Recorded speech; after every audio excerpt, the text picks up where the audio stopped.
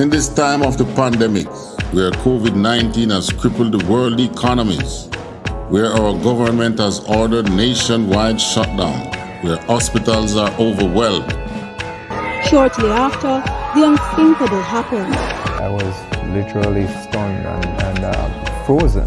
And their religious leaders are proven to be frauds. Where do you go to get all your questions answered and to hear what God has to say about this matter? You can only find the answers in the Israelite School of Universal Practical Knowledge under Commanding General YAHANNA. We give you scriptural breakdowns of world events and the up and coming world war. We will show you in the Bible where the children of Israel were the blacks, Hispanics, and Native Americans today would suffer slavery in Jamaica, Caribbean, North, Central, and South America, and other parts of the world. We will show you in the Bible where God said He would send plagues upon the earth before He frees people from this captivity. The World Health Organization has declared coronavirus a global pandemic. We will give you the true teaching of the Bible, precept upon precept. To learn more, subscribe today and call the number in the description for I.S.U.P.K. Jamaica. Shalom.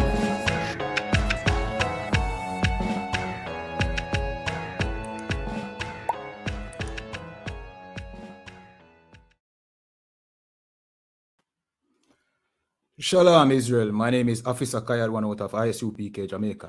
I.S.U.P.K. started 1 West 125th Street, Harlem, New York. I.S.U.P.K. is run by Commanding General YAHANNA, the one man with the rank and the authority to lead Israel at this time. I say, Yahweh Ba'Hashem Yahushai Brakatam to my brothers.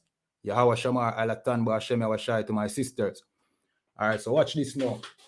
So we're going to kick off the Sunday scripture breakdown class, you know what I mean, with its usual intro, you know what I mean, until my brother Abadawans comes in and kick off the official class. But the topic that we're going to touch on today is Haile Selassie, you know what I mean, because not only Rasta, you know, but people in general in Jamaica hold this man at high prestige, you know, saying that he's of some kind of divine nature. But I'm going to show to you today that this man was just, you know what I mean, a regular Eden, you know what I mean, who oppressed these people, you understand, who caused these people to go through famine, you get to me, I say, while squandering the money of the nation, and also he's not somewhere floating off, you know what I mean, as a spiritual God or anything that Rasta would like for us to think, or to think that he did not die. This man died the common death, you understand? Yeah, man, being overthrown by his own people. You get to me, I say, this man was not of any divine nature. He was just a regular man who got overrun by his own people because he was being oppressive to his own people. You understand? And we're going to show to you that, you know what I mean, he is not our king. And we should stop refer to him as Emperor Selassie here in Jamaica. Because he is not our emperor. You understand? This man was a poor emperor to his own people. You understand? So, without further ado, we are going to just jump in at the tape and show you what this man was really all about. You get me? From the marriage of King Solomon and the Queen of Sheba. In 19... For 3,000 years, Ethiopia was ruled under a monarchy, with emperors as the hereditary rulers until its abolition in 1975. The emperors traced their origins back to biblical times. It was widely believed that they descended directly from the marriage of King Solomon and the Queen of Sheba. Stop. All right. It was widely believed. I want to pay attention to that, you know, because enough people have that as facts, you know. It was among the Ethiopians that they believed that, you know what I mean, Selassie was descended from the marriage between Solomon and the Queen of Sheba. According to the Hebrew records, according to the Bible, no marriage took place between King Solomon and the Queen of Sheba. So that is just one more Eden lie, you know what I mean, like these Edens like to do. They like to lie when it comes to Hebrew records. You understand? So those who are clear the ear with that. So those, you know what I mean? With that out of the way, let me just go into the video. In 1974, Ethiopia entered a period of profound political, economic, and social change, frequently accompanied by violence. A period that historians would refer to as the Ethiopian Revolution. The confrontation between traditional and modern forces erupted and changed the entire nature of the Ethiopian state forever. In this 4-part series, Afrhistory will take you through the history of the Ethiopian Revolution.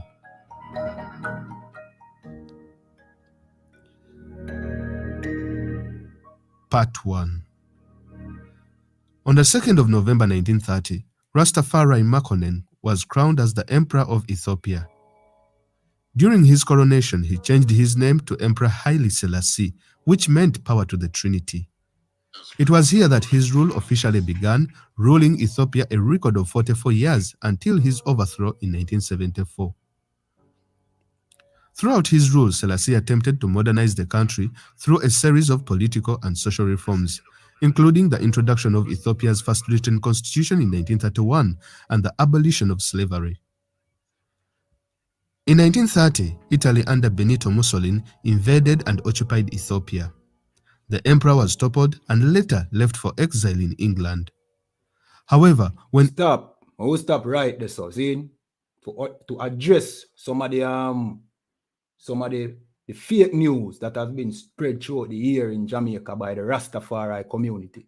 See, that this man single-handedly defeated Mussolini, or this brother, this Italian brother. See, bear in mind what the author of this video said a while ago. He was toppled and he fled to England.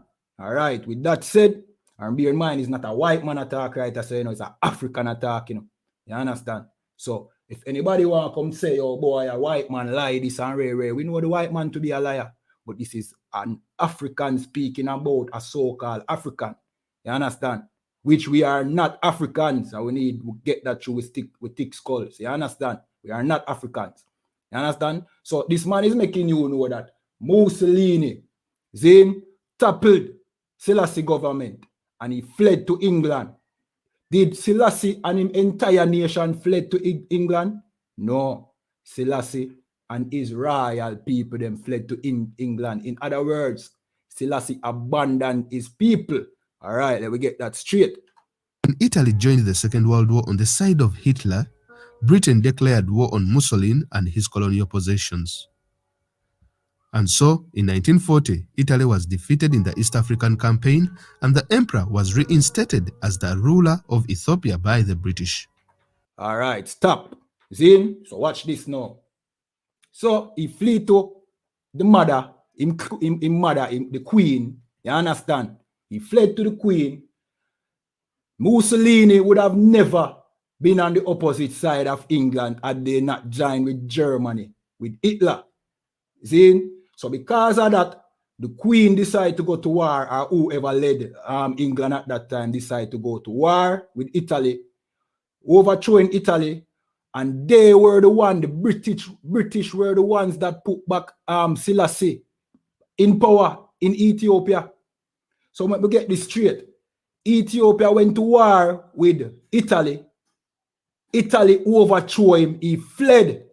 Not the entire Ethiopian population, Selassie fled, left his Ethiopian people to England. England had to defeat Italy and reinstated Selassie as king of Ethiopia, emperor of Ethiopia again. So I don't want to come with this thing about Selassie overthrew Mussolini and defeated Mussolini. No such thing. You understand? Continuing.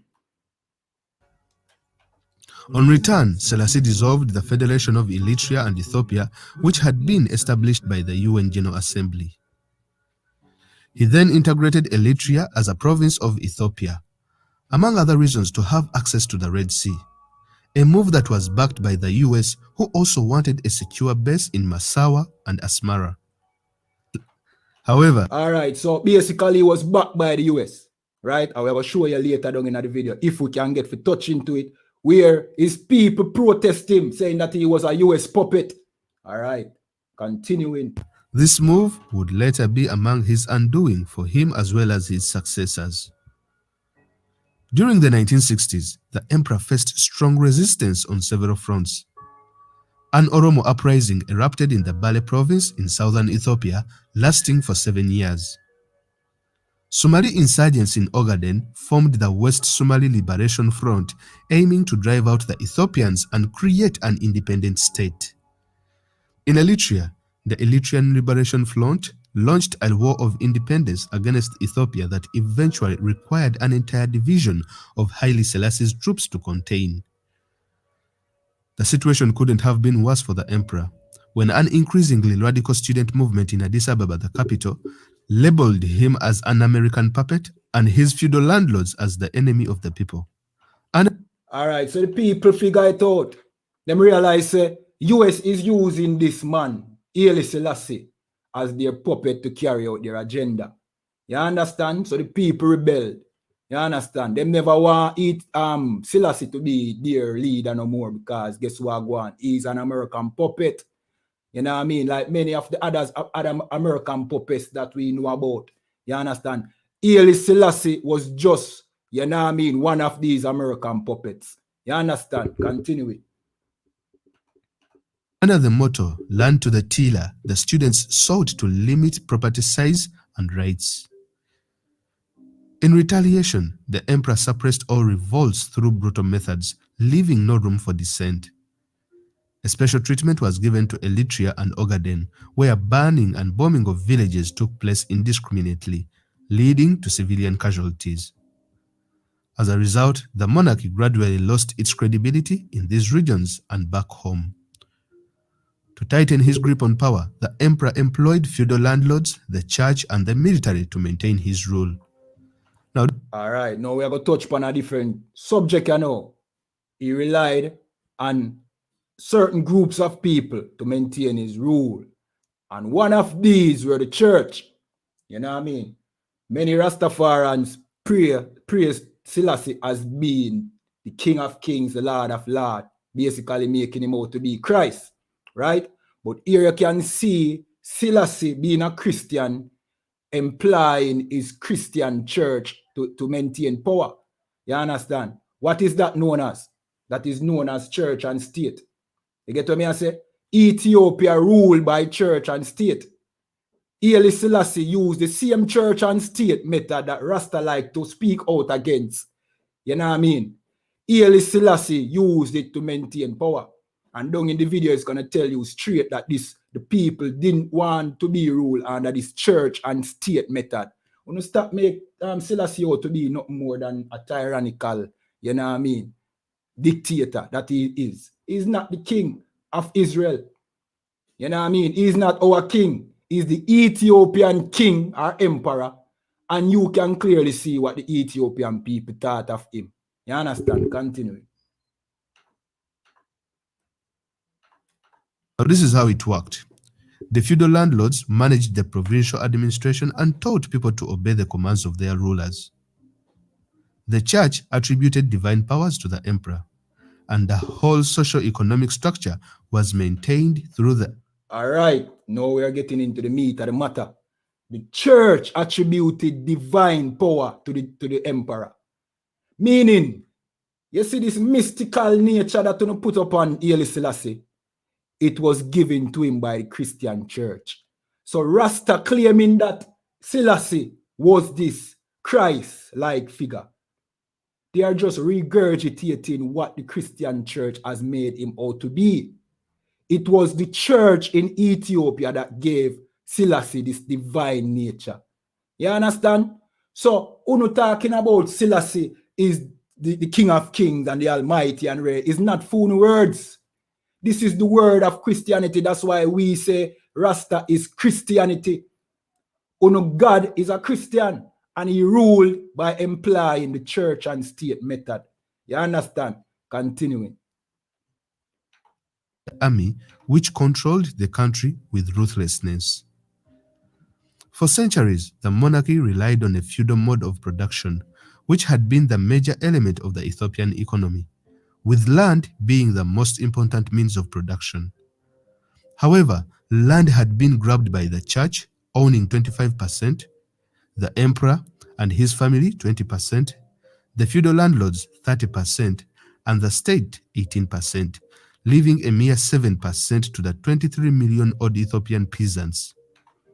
All right, so basically the church own what, 35% or 25% of the land? No, 35%, right?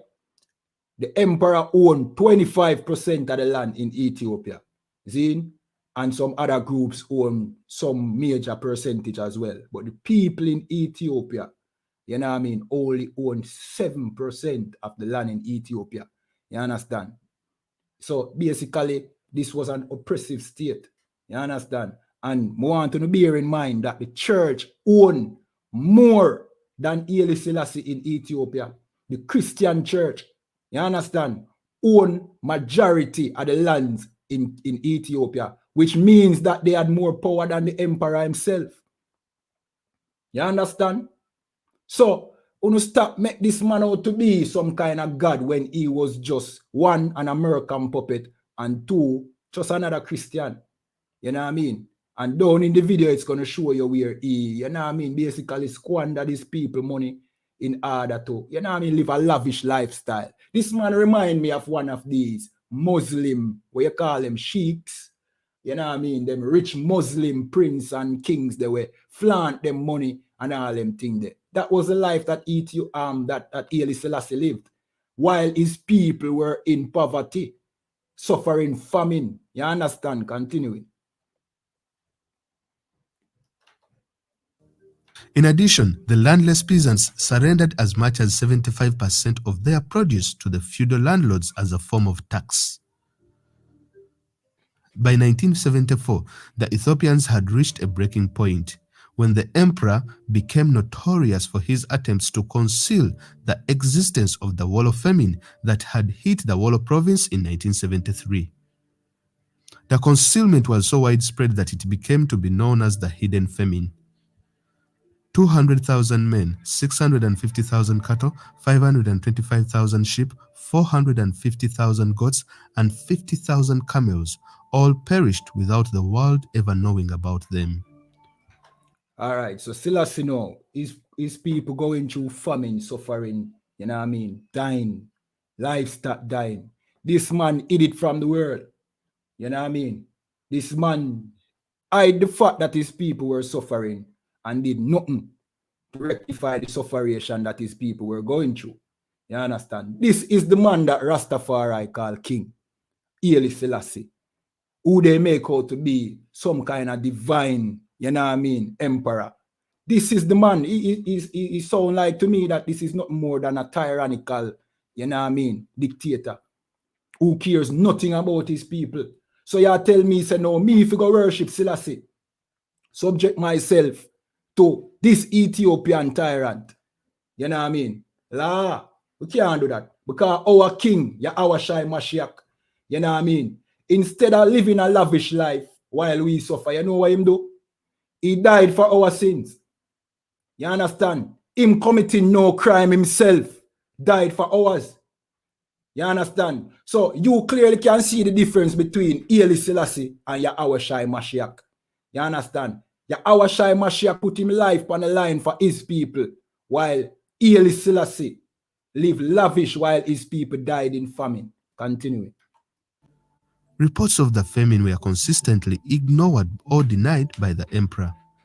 In response to a report by UNICEF documenting famine conditions in July 1973, the Vice Minister of Planning stated, "If we have to describe the situation in the way you have in order to generate international assistance, then we don't need that assistance. The embarrassment to the government isn't worth it." When Haile Selassie later paid a visit to the area, so in other words, if it means taking help from an outside source, right? If that means that no, you know what I mean, the ill care of this country, you know what I mean, goes to the public, that we didn't, you know what I mean, do our governance properly, it is not worth it. That is what, you know what I mean, one of Haile Selassie people them say. So rather than take UN help for helping people them who are dying of famine, him rather they die during the famine than take the help and have to bear the embarrassment. That is your emperor. You know what I mean? Speaking to the people them in the Rastafari community. That is your emperor. This is the man that you call God. This is the man that Mutar Baruka Zin claims that, you know what I mean, we need to follow. You understand? But this man was just a selfish Eden. You understand? Continuing. He All right, let me merely just skip referred to forward. natural We're going disasters beyond to human 10 control minutes and that 55 had seconds. often afflicted no results. So this is where the people them decide, say, yo, no, we're going to topple the government. You understand? Yeah, man. So them decide, so them can't take no more of this. You know what I mean? This tyrant, Haile Selassie. So what the Ethiopian people decided that, you know what I mean, them not gonna have no more. So now them decide, say, yo, them are gonna create unrest. You understand? Continue. Defeated, the leaders of the mutiny did not stop the struggle. They left their best to the awakened people, including police officers, students, army, and other workers. On the 23rd of February, the emperor stepped in. While addressing his beloved people, as he would refer to them on radio and TV, Haile Selassie offered concessions. He postponed changes in the education system, reduced fuel price increases, and implemented price controls to check inflation. He also dismissed his prime minister, Aklelo Habtawald, and agreed to revise the constitution to make the prime minister answerable to a parliament, a change that in Ethiopian terms would amount to a major reform. However, on the 25th of February, a more serious revolt broke out in Asmara, the capital of Eritrea, led by a group of sergeants and corporals. The mutineers took control of a radio station and broadcasted demands of more pay and improved conditions of service. They also demanded the removal of the emperor's grandson, Admiral Alexander Desta, as the commander of the army and other commanders they hated. All right, let me just jump forward and show you where they arrested Selassie. So, all right, it is being rumored up into the Bobo Hill camp, you know what I mean? Among the Rastas, among the elders in the Bobo Hill camp. Zin, I spoke to one of them the other day, Zin, and he claims that Selassie is not dead. You understand? He claims that Selassie is not dead. But this African in this video is going to tell you, you know what I mean, how Selassie came to his death. You understand? Only served for 4 months along with most of their cabinets, regional governors, and many senior military officials and officials of the imperial court were imprisoned. Moving slow but sure, the Dark systematically dismantled the entire imperial structure and numerous public institutions. In July and August, long lists of names of palace servants, top government officials, and prominent aristocrats, including Haile Selassie's closest advisors, were called on to give themselves up or face confiscation of their assets. Most surrendered voluntarily, while some were arrested by force.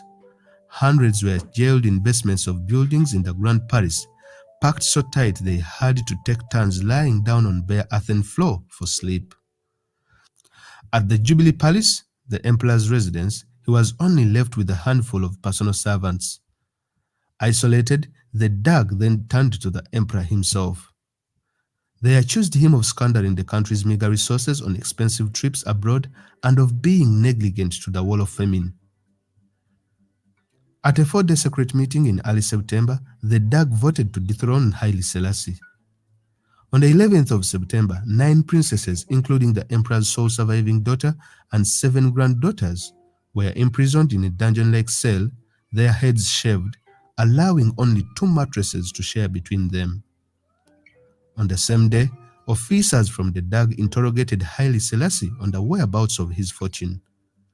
As one officer asked, "But surely, Your Majesty, you must have put something aside for your retirement." The emperor replied, "For an emperor, there is no retirement. Having not provided for our retirement, we have nothing." So watch this now. So eventually they arrested Selassie, all his family, you know what I mean, because of the misgovernance of Ethiopia. See? So now they might try find out where the wealth is. Where is all the wealth that, you know what I mean, Ethiopia had under Haile Selassie? Him being the emperor, you know what I mean, supposed to have all the wealth, right? They must search, them can't find it.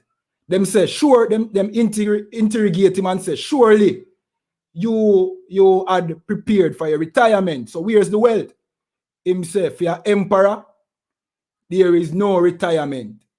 So him never plan for your retirement, so him have nothing. In other words, Haile Selassie squandered the wealth of Ethiopia by living lavish, you know what I mean, having tigers as pets, you know what I mean, taking, which the video, you know what I mean, you can pre the video, it's Ethiopian Revolution, the brutal death of Emperor Haile Selassie. You can pre it on YouTube where it tells you that Haile Selassie, him squander the money by taking lavish trips.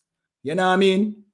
Living this lavish lifestyle, meanwhile, his people suffered famine. You understand? So this is the man that Rastafari call King and God and Jesus. That Muta Baruka likes to, you know what I mean, all at I.S.T. But we're not going to further into the video. You know what I mean? All right. So Lakia, let me just play the part where he died so you can understand that this man is actually dead. I wanted to go into some scripture. I hope my brother Abadawan allows me. You know what I mean? I'm going over the time, but let me just fast forward. And said he had been found dead in his bed by a servant, and that the cause of death was probably related to the effects of a prostate operation that he underwent 2 months earlier. "Will you please follow us?" said the major. "Where to?" asked the emperor. "To a safe place His Majesty will see," replied the major.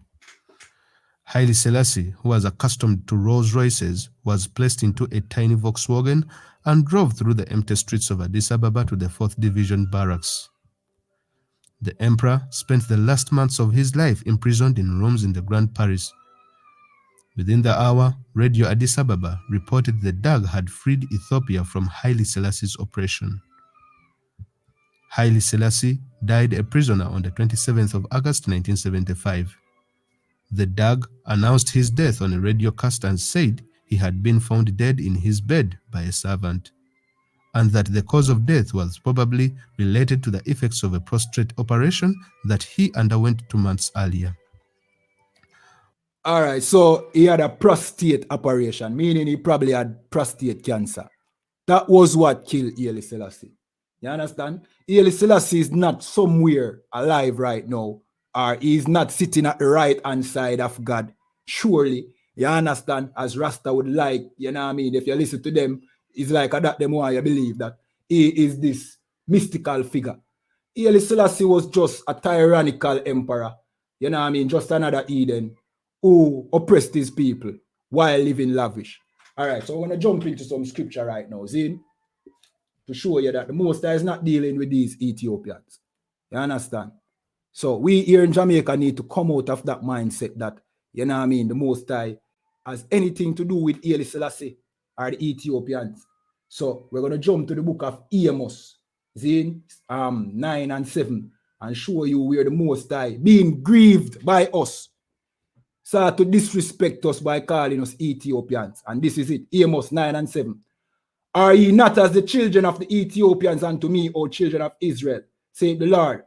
Have not I brought up Israel out of the land of Egypt?"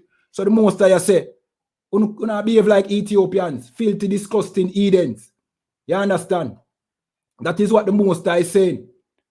That we, the children of Israel, have become so vile that we have now start behaving like Ethiopians. You understand? Continuing.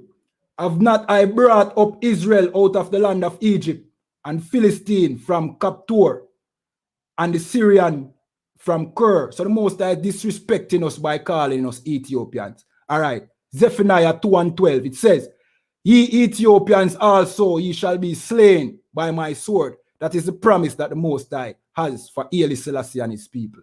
So Rastafari, you need to come out of this, you know what I mean, this madness that Haile Selassie is some divine figure that we should reverence. You understand? And with that, I turn the class over to Priest and Officer Abdawan.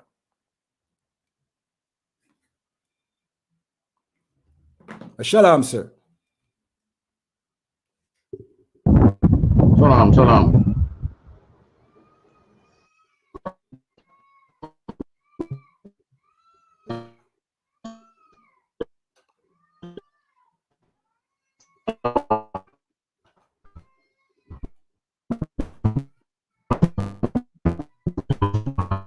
Slakia, sir. Your sound are coming kind of choppy. I don't know what is the cause.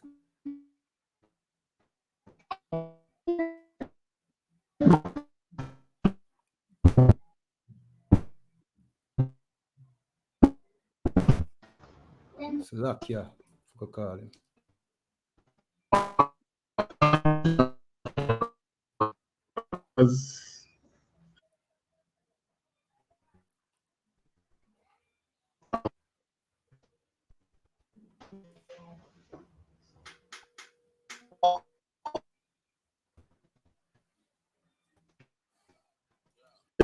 Yeah, shalom, sir. Your sound are coming really choppy. Real choppy. Can't make out nothing way I say. Slakia.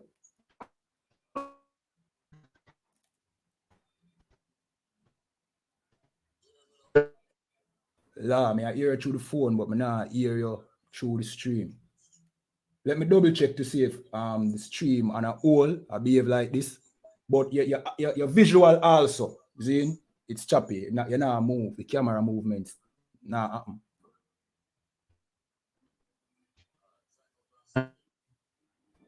Sign you out. Okay, okay.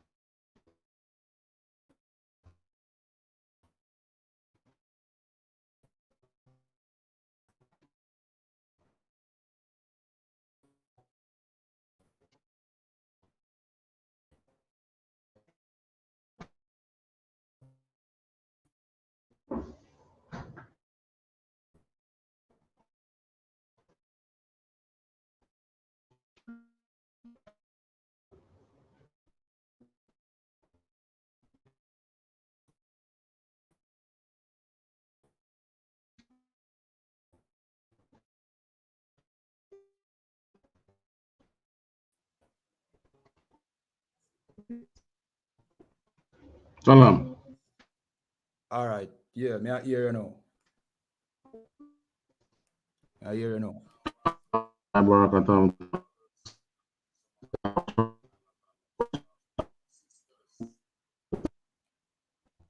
Yeah? La, sir, yes, Slakia.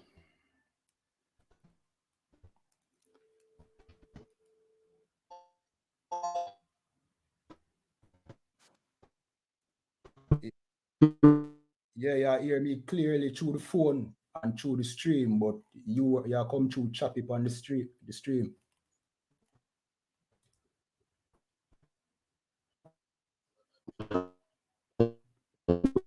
It seems like a network problem. Cause your visuals now move neither. I mean,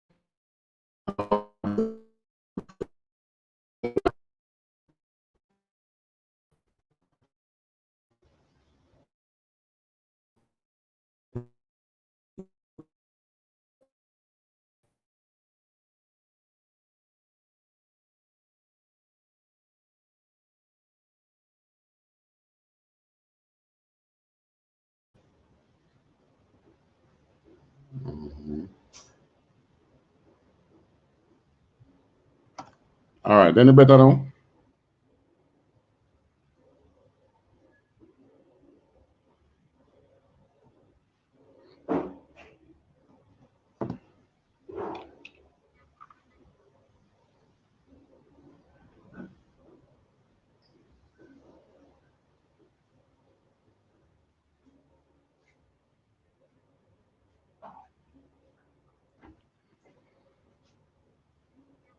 All right, we're having some freeze here.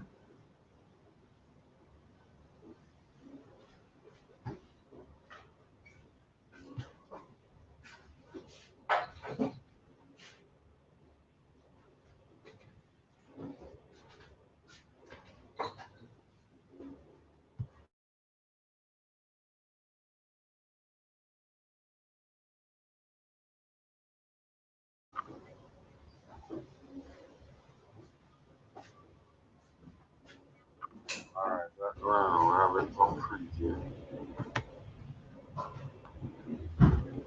Coming through, but it's taking a while to register. All right, let's go on. It will come on. Your mic mute.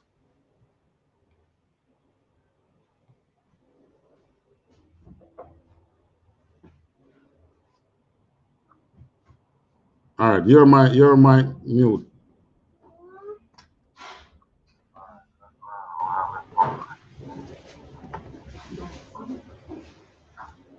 Coming through, but it's taking a while to register. All right, let's go on. It will come on. Your mic mute. Sir, Yeah. what me I suggest to you over the phone a while ago is that you turn off the visual so you can get maximum audio. Your while you were talking on the phone, it never come through on the phone. You know? Okay, that means the signal strength weak over there. So you have to go those. Show me say it's strong. A network problem. It's so good right now still. So maybe you can just see what I go. All right, what you were talking about, I.S.U.P.K. You know, and he was what they say, what the Africans said he was an America's puppet. puppet. Gone. All right.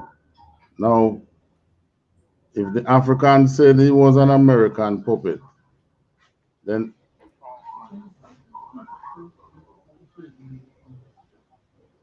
all right. And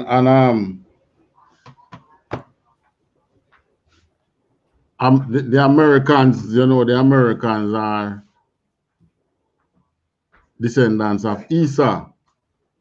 Gone. So if he was an American puppet or the white man's puppet, it wouldn't be a surprise. Why?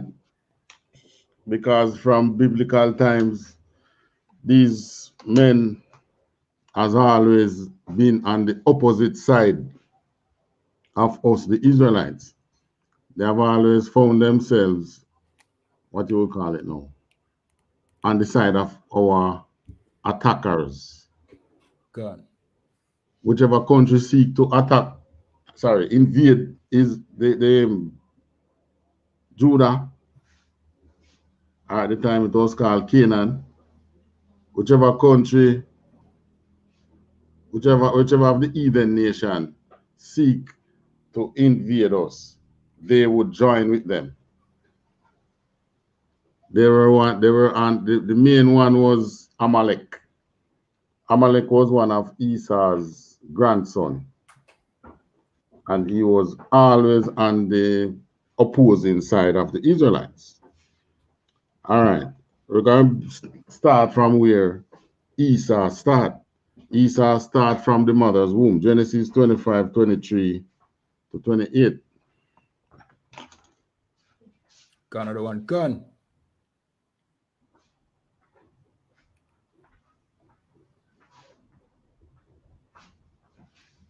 Book of Genesis.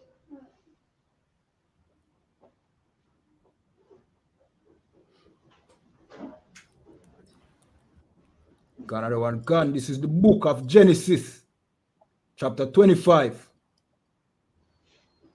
Salakia, chapter 25, verse 23. And the Lord said unto her, 2 nations are in thy womb, and 2 manner of people shall be separated from thy bowels. And the one people shall be stronger than the other people, and the elder shall serve the younger. All right. So 2 nations shall be in the womb. Now this was the birth of Esau, which between Isaac and Rebekah, right? When Rebekah was pregnant, she was supposed to have twins, and these twins were constantly wrestling in the womb. Now she went and sought from a prophet of the Lord what is really happening to her, and that was the reply she got. 2 nations are in your womb, and the 2 manner of people, 2 different kind of people in your womb, right? You look on us and you look on the white man, we're not the same, right? So 2 manner of people shall be separated from thy bowels, and 1 people shall be stronger than the other people, and the elder shall serve the younger. So the elder will be the one who born first, and the younger the one who born second. So when you look on us and the white man, which one's stronger? Which one have better physical strength? You would say the Israelites. But then why is it such that we can, get our foothold over them? Because of our constant disobedience to the Most High. All right, read 24. Another one, verse 24. And when her days to be delivered were fulfilled, behold, there were twins in her womb. All right, so that it came to pass that twins was in her womb for real. 25. Another one, verse 25. And the first came out red all over like an hairy garment, and they call his name Esau. All right. Now the first one who came out, come out with red skin. So obviously, it's not a dark-skinned person who would have been the elder. God. So the first one who came out now, remember the prophecy said the elder shall serve the younger. So the elder have the red skin. Right? Continue. Another one, verse 26. And after that came out his brother out, and his hand took hold on Esau's heel, and his name was called Jacob. And Isaac was 80 years old when she bare them. At a 60. When she has 60, she get them 2 quickly there. All right, now Jacob came out. Now you don't tell you the color of Jacob. Why? Because him come out normal like everybody else. God. Because the normal skin color then was, copper color to anything from copper color all the way down to a shade of probably black. So it was dark skinned people. It was normal for people to born dark skin, but it was abnormal to see a red man. right? Skin red and eerie. Read on. Another one can. Verse 27. And the boys grew, and Esau was a cunning hunter, a man of the field, and Jacob was a plain man, dwelling in tents. All right, so Jacob was a normal man, but Esau was a hunter. And which nation of people love to buy hunting rifle and go out on weekends, hunt deer and other animals? One nation of people in them things, you know. That's not the fun for black people, That's right. right? We would rather stay home and maybe plant a garden or something, but to go out in the bush with wild animal, but we're trying to hunt wild animal or learn about the wild. We let the wild stay wild. But Esau now became a cunning hunter. All right, 28. Another one can. Verse 28. And Isaac loved Esau because he did eat of his venison, but Rebekah loved Jacob. All right. So Isaac loved Esau's venison. That is his, what they call it now? What's the word they cook that steak? Reared steak. Yeah, man. That was Esau from back in the days, from he was a child until this day. So Isaac loved Esau's, when Esau go out and hunt and come back and cook him rear steak to him. But Rebekah loved Jacob. And it's important because the Bible mentioned it for a reason. There's nothing that is mentioned in the Bible just for the sake of saying it. Right? Because you know what happened with Esau's, Jacob stealing Esau's birthright and all that. But really and truly, Esau did sell Jacob his birthright. All right. Now jump to Revelation 17 and 3. Because this man has been, this red man has been the terrorist throughout the Bible. God. From Genesis all the way to Revelation. Right? That's why he came up with the word terrorist, naming it after himself, naming that action after himself. All right, verse Revelation 17. Another one can. This is the book of Revelation, chapter 17, verse 3. So he carried me away in the spirit into the wilderness, and I saw a woman sit upon a scarlet-colored beast, full of names of blasphemy, having 7 heads and 10 horns. Now, unto the normal man, this passage here fly right over him head. Why? Because the woman, you would read it like the woman was riding a red horse or a red donkey or some red animal. It was scarlet. What color is scarlet? Scarlet is near to red. A reddish Exactly. color. Right. So scarlet is basically red. So, and the beast here is not an animal. It's a man. Because the Bible do refer to to man, especially when the man is terrible. All the terrible nations call them beasts. All right, we can find that one. My flock has become prey to all beasts of the field. Let's see if we can find that.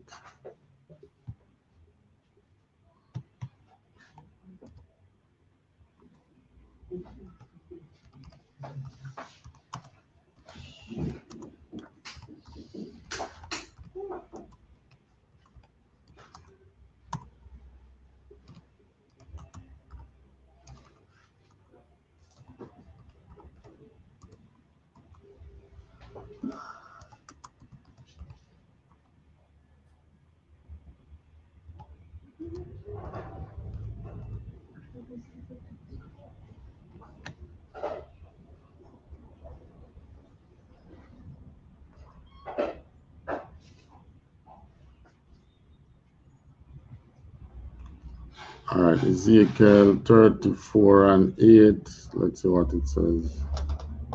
That's a funny. I can't take it out. Ezekiel, come back here. Book of Ezekiel.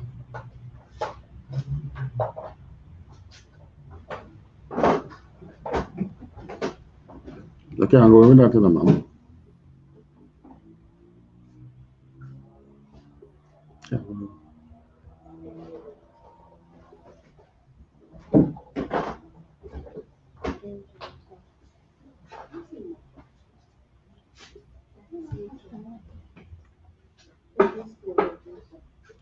All right. As I live, saith the Lord God, surely my flock became a prey, and my flock became meat to every beast of the field. All right. Read to Ezekiel 34 and 8. Canada one can.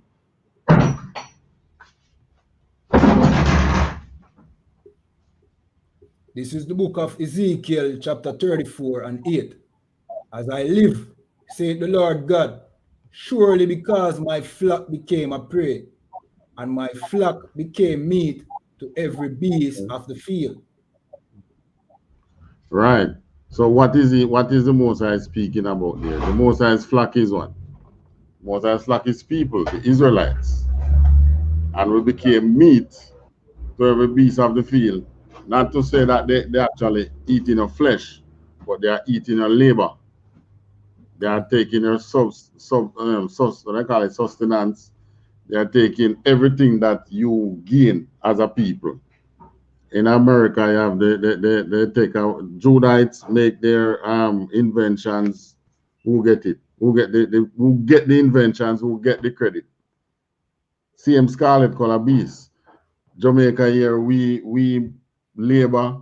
Who get our labor? Same scarlet colored beast. Them own everything basically, right? And the other nations, right? But that's why I say every beast, because it's talking about every nation. So every nation come and take a piece of us. So back to Revelation. Canada one can. Right. Revelation 17 and 3. Right. And I saw a woman sit upon a scarlet colored beast. And the woman here is talking about is a country. This country was controlled by a scarlet colored man, full of names of blasphemy, having 7 heads and 10 horns. All right, names of blasphemy. What's blasphemy? It's speaking against the Most High. How does he speak against the Most High? He tells us that we are not the Jews, ain't it? He tells us that we are not the truth, we are not the people of God. He tells us that we invent things, they tell us it's not we invented. We own things, they come and they take it away. All right? Blasphemy. When you look at the scriptures, all the icons in the Bible, they change their color, give them their color. That's blasphemy. Change everything to their skin color, which is important. Skin color is important because it's in the Bible. And no Christian can come tell about skin color don't important. If you are sick and the doctor is a Chinese and you don't like Chinese, does it make a difference? Hell, it might make a difference because maybe Chinaman want to keep a long time. But outside of that, that is garbage. The Bible tell you the color of Christ, who is coming to save his people. It make you know that this is the man who is coming to redeem you. So any other man who don't look like this man is what? What you call it? Imposter. Right? God. So they are an imposter. Any man who don't look like the one in Revelation 1 is what? 13 to 15. Revelation 1, 13 to 15 is an imposter. So if I am sick and my health, the hospital that is responsible for my well-being tell me that a Chinese doctor is supposed to come and give me and perform a surgery on me.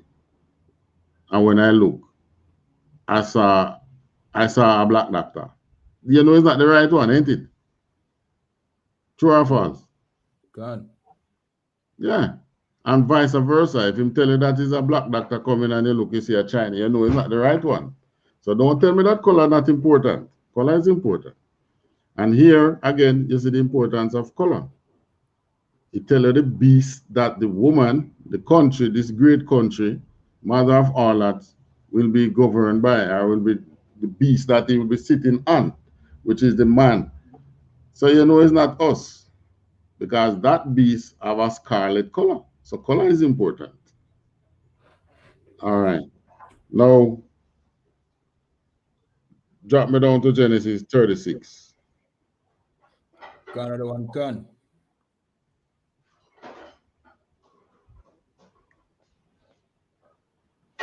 Eight and 9. Another one gone. This is the book of Genesis, chapter 36, verse 8. Thus dwelt Esau in Mount Seir. Esau is Edom. All right, verse 9. So anywhere in the Bible you talk about Esau, is that child that is this descendant of that child that was born red and hairy all over, right? So in Revelation, is him same one is the scarlet man. Verse 9. Verse 9. And these are the generations of Esau, the father of the Edomites in Mount Seir. All right, so the generations of Esau. Now drop down to 15. Another one can, verse 15. These were dukes of the sons of Esau, the sons of Eliphaz, the firstborn, son of Esau, Duke Teman, Duke Omar, Duke Zepho, Duke Kenaz. Verse 16. Verse 16. Duke Korah, Duke Gatam, and Duke Amalek. These are right. the dukes. Right, so Esau's first son, that named Eliphaz, had several sons. In fact, he has Duke Teman, Omar, Zepho, Kenaz, Korah, Gatam, and Amalek. That is 7 sons, the firstborn of Esau have. And Esau did have a lot of children. Now, these 7 sons became dukes, meaning today we would say kings or rulers, right? Now, these dukes rule over their people, their descendants, who in turn went and, just like how we have the different tribes of the 12 tribes of Israel. Okay. So they are dukes over their people. So Duke Amalek, his people became known as the Amalekites. And that is the one that we are pinning. We are pinning the tail on the donkey. The beast today is this Amalekite who we are pinning that tail on. Because right throughout the Bible, you see where these his descendants. It's the entire house of Esau that is against us, but more so Amalek. Amalek, you ever hear about passionate love? Well, it seems as if there is passionate hate as well, because the way how he hates us, it's like it's with a passion. All right, you had finished 16? La, sir. These are the dukes that came of Eliphaz in the land of Edom. These were the sons of Ada. All right. So these other sons now is the ones who came also of Esau. But we're going to stick with Amalek. Deuteronomy 25, 17 to 19. Another one can. Another one can. This is the book of Deuteronomy chapter 25, verse 17. Remember what Amalek did unto thee by the way, when ye were come forth out of Egypt. All right. When we were coming out of Egypt, the Amalekites did something to us, which got the Mosai angry, and the Mosai had sworn against Amalek. Right? Continue. God. Verse 18. Oh, he met thee by the way, and smote the hindmost of thee, even all that were feeble behind thee, when thou was faint and weary, and he feared not God. All right. So he's saying that the Amalekites smite the caravan from behind. No, this is like a hit and run, you know. The troops in front, the stronger troops in front, and behind who you have the old, the child, the feeble, the weary. Lord, I want some water. I can't go no more. You know that style. So you drop a back. Amalekites came and killed the feeble from behind. God. So much so that the Mosai was angry. Verse what now? 19? Verse 19. Yeah, right. Therefore, it shall be when the Lord thy God has given thee rest from all thine enemies round about in the land which the Lord thy God giveth thee for an inheritance to possess it, that thou shalt blot out the remembrance of Amalek from under heaven. Thou shalt not forget it. All right. So the Mosai gave us a command that we should not forget after we go in the land and when we are rested, don't forget that you are to come up against these nations and wipe them out, utterly destroy them. Wipe them. Today we'd call it genocide. God. Right? The Mosai was telling us to perform genocide against Amalek. And it was righteous. God. Because as far as the Mosai concerned, you, because of what you do, you don't have no lot and part with me. So you can go ahead and die. All right. Take me down to Judges, chapter 7. God, one can.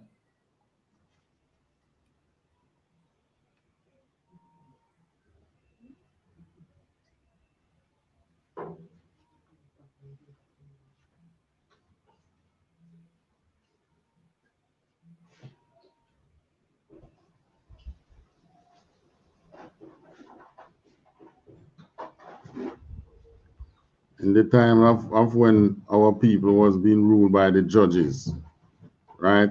These same Amalekites came up against us countless times. Almost all the judges who went into war had to war the Amalekites. Even when their record would have shown them that they have always lost against us, they still believe that they should come up against us. Sorry. They still believe that they should come up against us. All right. So you find Judges 7. God, one can. Right. Verse 3, 12. Verse 12. God, one can. This is the book of Judges, chapter 7 and 12.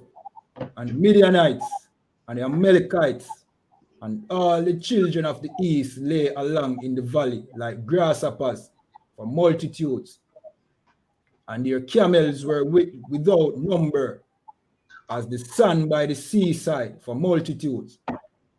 All right. The Midianites were Amites and the Amalekites. The Amalekites, Esau's wives were Canaanite women.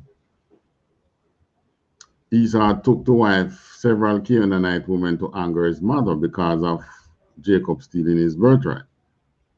Which in a way he sold his birthright to Jacob. But because he was a trickster, he believed that he could trick Jacob and say, yeah man, give me some and then, you know, your word is not your bond. But if you study the Bible, you realize that at no time there is any signed contract with anything. Your word is your bond.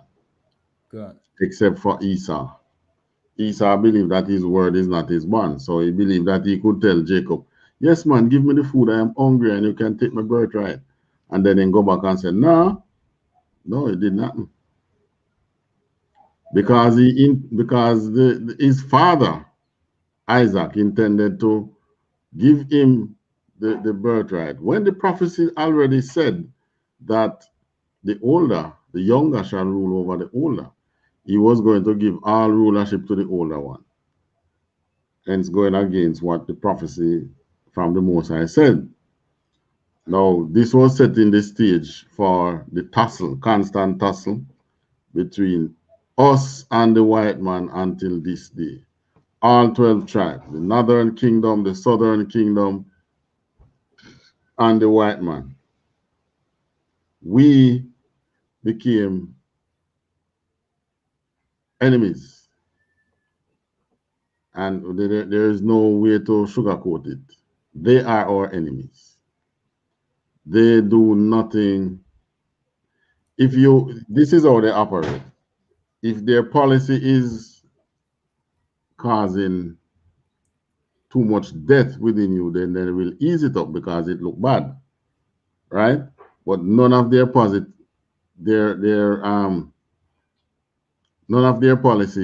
were designed for the 12, to any one of the tribes of Israel to rise. None. No policy that they gave us. And we'll be looking at some IMF. The thing about talk about IMF. All right. So they attack our caravan from behind, killing out most of us. In Judges, in the book of Judges, you read right through Judges, they constantly join with our enemies to come up against us. All right. In this book, the 13th tribe, Arthur Koestler, and his book is the 13th tribe. On page 58, paragraph 4 says, now, the Bible tells you about these people known as Amalekites, but today, in today's day, there is no nation known as Amalekites because they have changed. In the same way, there is no nation known as Israelites. They call us Negroes, they call us Hispanics, they call us Cubans, they call us Trinidadians, they call us Grenadian, Bahamian, Barbadian. You name it, but they don't call us by our tribe names. And this tribe that was known as Amalek later, in over time, morphed into what became known as Khazars. And these Khazars are the name even changed again. Today they just say Jewish. And all of them changed their Khazar name. When they come in the West, Khazar was that region now, the Baltic region, Poland and them places. Same era that Hitler invaded. Those were the lands. Remember when they say when Hitler first invaded Poland? That was the land of the Khazars Hitler invaded. Right? Now, in this book, page 58, paragraph 4, it states, there had been no lack of effort by either court to convert the Khazars to Christianity or Islam. So Khazaria, the country was Khazaria, and the people were called Khazarian, and they were the rulers were called Khazar, right? So you had the Eastern Roman, no, you had Christianity and they were in between Christianity and Islam. The country was between one side Christian, the other side Islam. So they know in their wisdom says that, a time will come when one of these religious nation is going to, because they weren't into religion. So they say, one of these nations is going to come and overthrow us one day, even though they were friends with both. So what they did, because the Jewish empire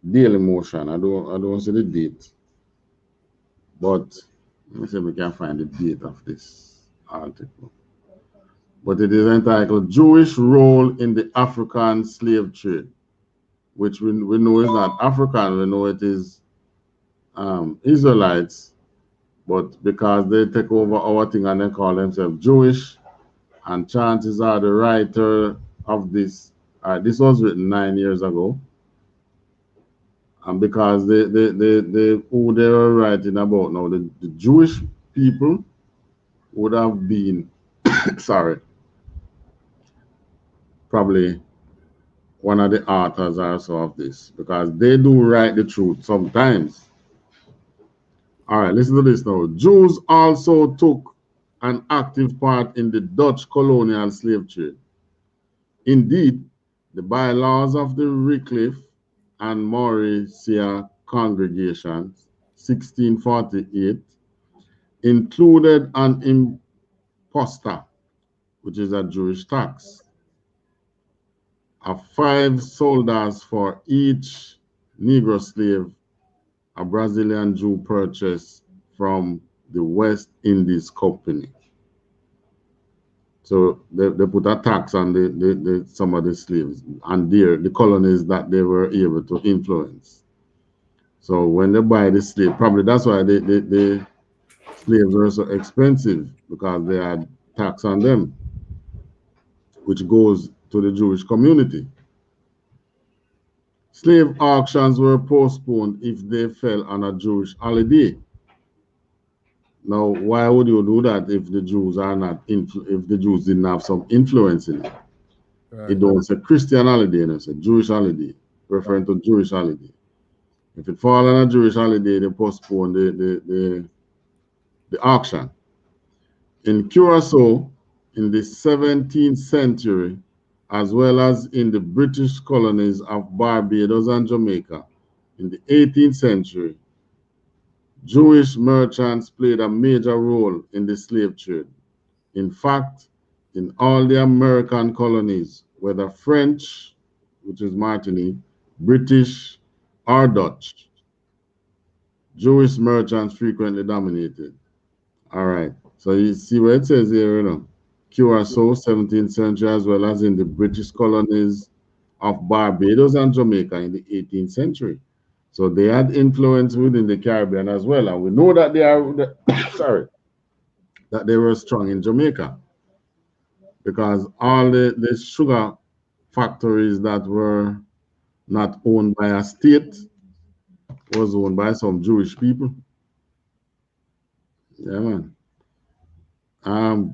The plantations, many of the plantation owners were Jewish. That's why these, remember, the Khazars are warrior people, you know, people of war.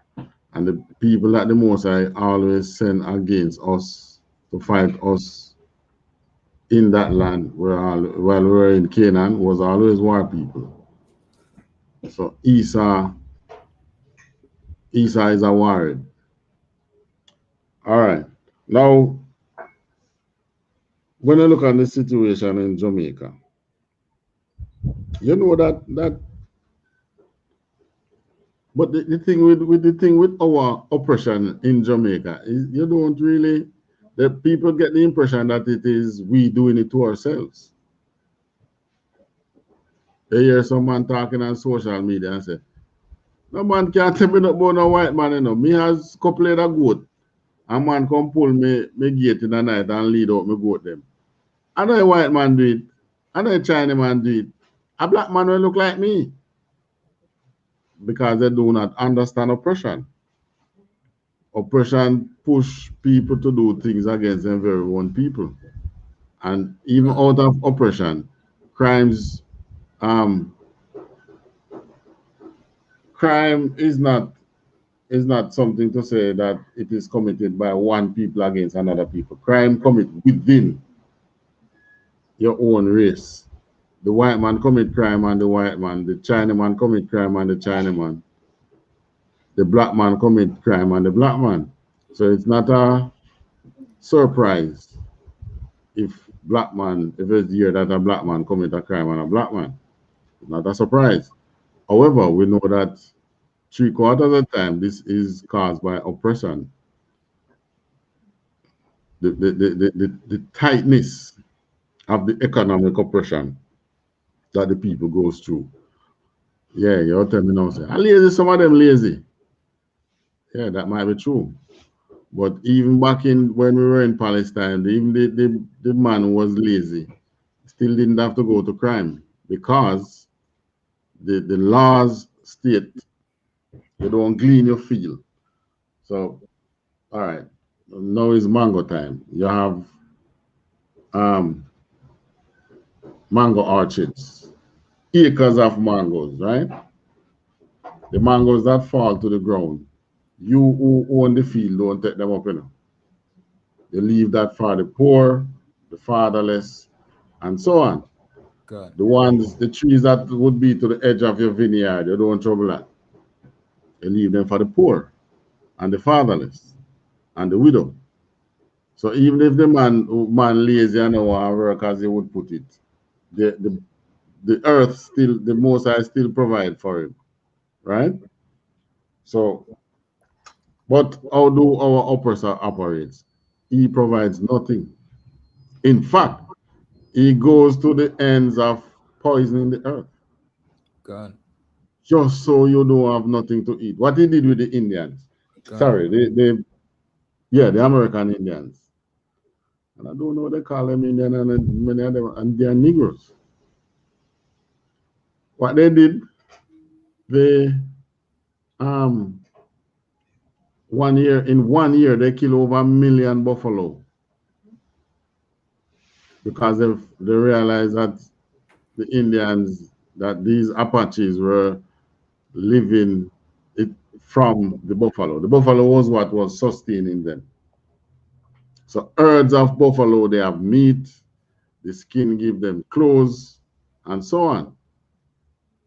So what they did, they kill out the buffalo just so that these Gadites could look to them for food. No, that is Amalek.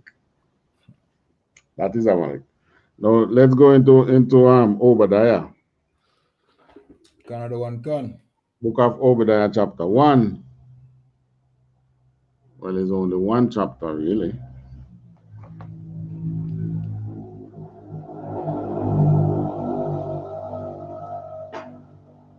Canada one can.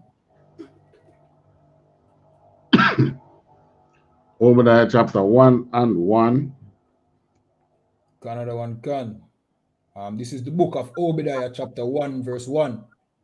The vision of Obadiah. Thus saith the Lord God concerning Edom. Concerning who?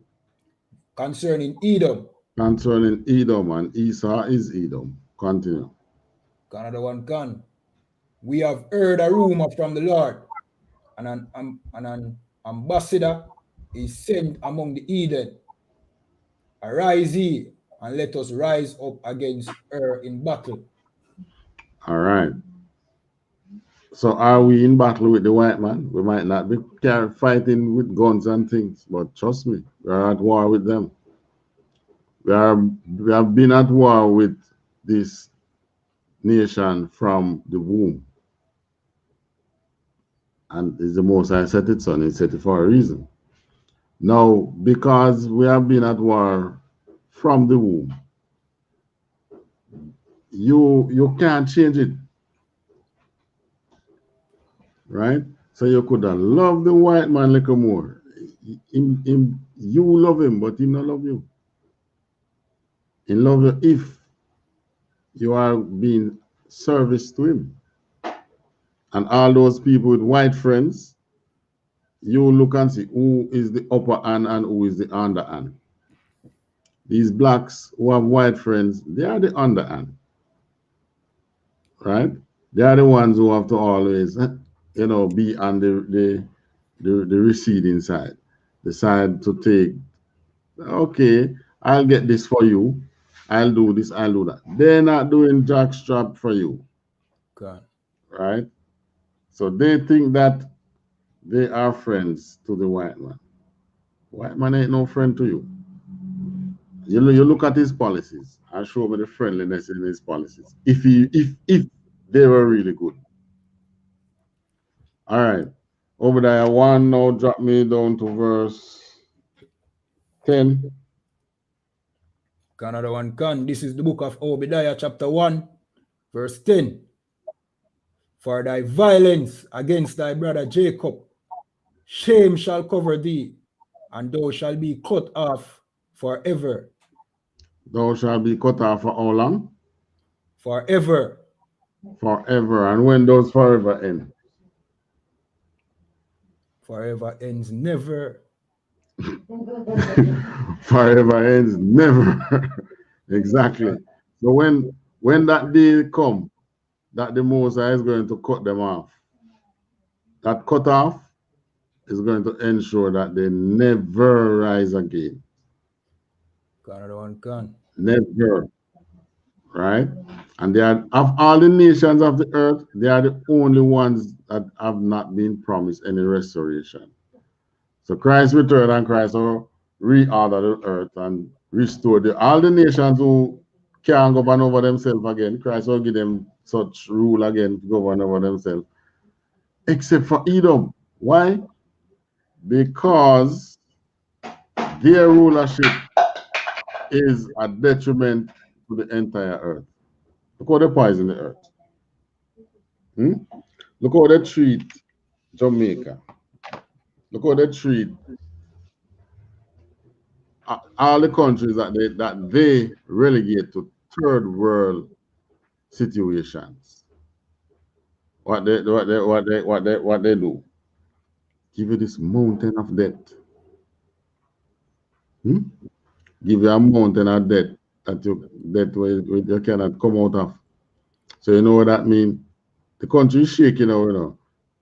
If you should really have a war, if World War III was not, say, the final war, the major war to change the captivity of the Israelites, you know what would have happened to us? This nation would not be known as Jamaica again. Because of the mountain of debt, they would, whoever you owe, just come in and take over and tell her that. What's the term they use again? What's the term they use when they foreclosure? They would just come and foreclose on Jamaica. Okay. Huh? They would just foreclose on Jamaica and say, all right, since you can't pay me, give me the country. And people always say, that can't happen, nothing can go so. And I say, really? And then I ask the question, who used to own Alaska before America owned Alaska? The Russians. When the Russians were controlled by, what do you call the leaders again? Tsars? I think they used to call them the Tsars. The king. When Russia was ruled by a king, they sold Alaska to America because they wanted some finance. They need to finance the country. And Alaska was proven too difficult to maintain so many miles away from home. So I say, better we sell it to America. That time America was buying up lands all within her territories, You know you hear about the Louisiana Purchase, you hear about they buy Manhattan from the Indians, they buy Florida from how again? The French. Florida was controlled by one other nation. California was, Mexico went all the way up to California. So after World War II, yes, America did annex in some way, either by paying or military might. They took all that central section that you call now USA. So don't tell me that Jamaica can become another country run by somebody else who is not us. And if you get an oppression, now we're going to take you probably another 50 years before your people start to come up into the politics God. And we have come up in the politics in the 60s, right? And by that time, they will have another scheme to put you down further. Now, what does Amalek has to do with all this? They were the ones in the slave trades. The Amalekites are the same Jewish people, right? Because the Khazars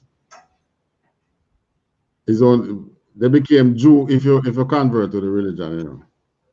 For them, Jew is not bloodline, right? They only see it as, because that is why they say to be a Jew, it's through the mother. God. To be Jewish comes through the mother. Which way the Bible tells you that what? Bloodline travels through where? Through which of the sexes? To the Father. The men, father.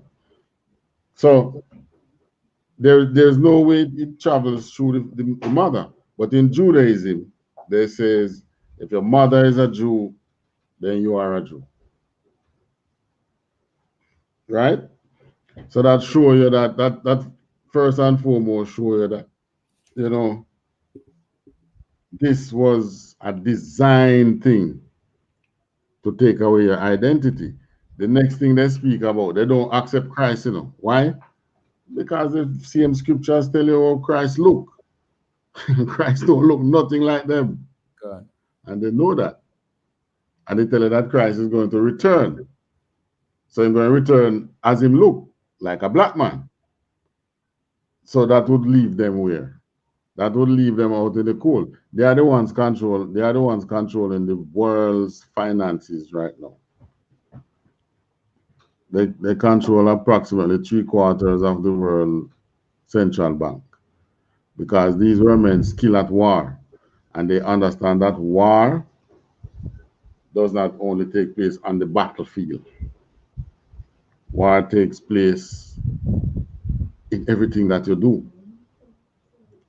And everything that they are doing against us is war. They treat it like you would treat war. You have a group called the United Nations. How did United Nations form? Right? Now, the man who call himself a scholar will tell you that the United Nations formed by the group of the nations of the earth coming together and forming the United Nations. That's not true. United Nations first was a League of Nations. League of Nations formed by a set of men where you call, what do you call him? The CFR. Oh gosh. Don't tell me that the word slipped me already.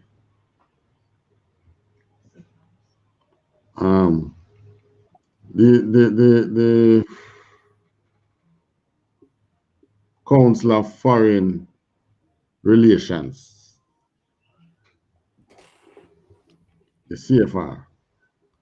And then the CFR was controlled by a set of Amalekites, better known as Jewish men, right? These Jewish men formed the Council of Foreign Relations, League of Nations, come down to United Nations, IMF, World Bank, come up with treaties like NAFTA, control the American federal system. What they seek to control power. And they don't do this in the Arab nations, you know. They do this in the nations where the Israelites are. Look at Venezuela. They have what do they call it? Trade restrictions on Venezuela. Right? They're trying to put trade restrictions on Russia. What Russia doing now? Russia just trying to shed the US dollar. Trade restrictions on Jamaica, controlled by America. The same woman in Revelation that is on the scarlet colored beast. The scarlet colored beast is the same Esau's descendants who is presently ruling the world, right? And they are controlling the world by limiting you how you trade. We can only trade with America friends. Proof, we were trying to take 5G from China. And they tell us that, well, if you take 5G from China, you have to go all the way with China. All your loans and everything, you have to come from Chinese. Because we're going to have to cut electronic ties with you, because you are now going to become a window that China can use to send electronic spywares over to us.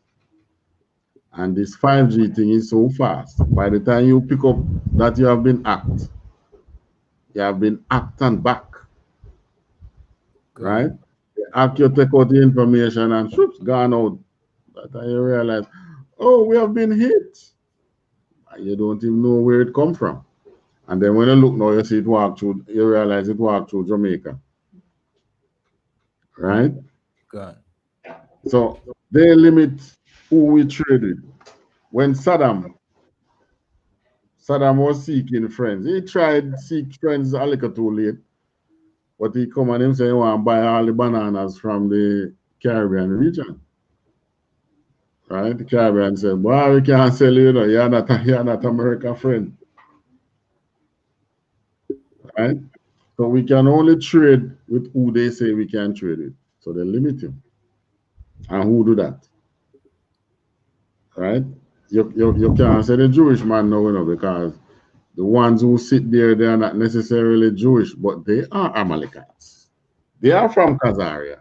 They are descendants of the Khazarian region, just like Donald Trump is. Germans, many of them in German, descendants from that region from ages gone by. Because remember, they converted 740 AD. They have never been overthrown by any other country, but they do migrate and go throughout Europe. But the core of the Amalekites is war. So in no doubt, they are behind the military industrial complex that they speak of in America and Europe. The core of them is war. All right, take me to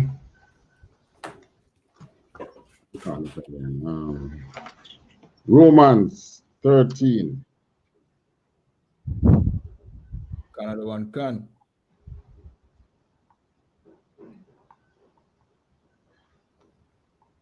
And I think 8, no? Verse 8. Yeah, Jacob I love, Esau I hate.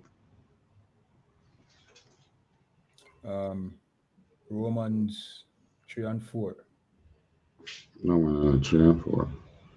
Either 8 and 13 or 13 and 8.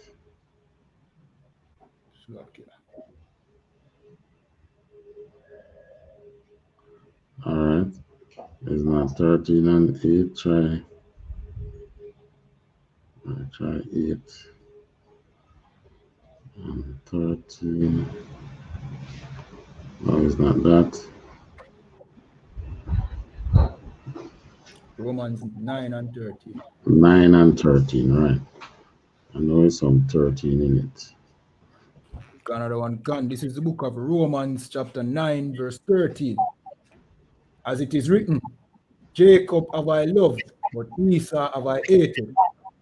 All right. So why it in all the way in the New Testament it still talk about Jacob and Esau? Because that was the descendants of these two people is what the entire earth is all about. Right? We are the actors on this world stage right now. And the Most I telling you, who him really love? Him love the Jacobites. Who him really hate? He love the Esau, Edom, Teman, Amalek, all those descendants of Esau. He don't like them because they are shifty. We sign a thing there with America.